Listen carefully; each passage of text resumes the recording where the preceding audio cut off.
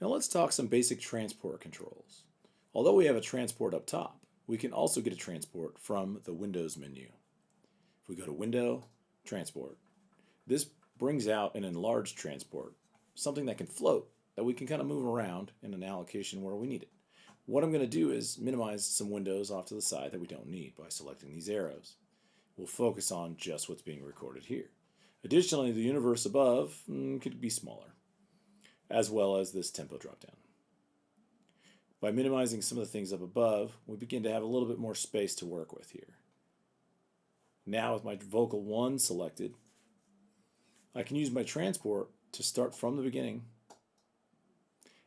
and by selecting record and then play, which right now it's in loop play mode, we'll be able to begin recording. We begin the recording process, and you can see now that that track is showing a red lane. That means that we're actually tracking something at the moment.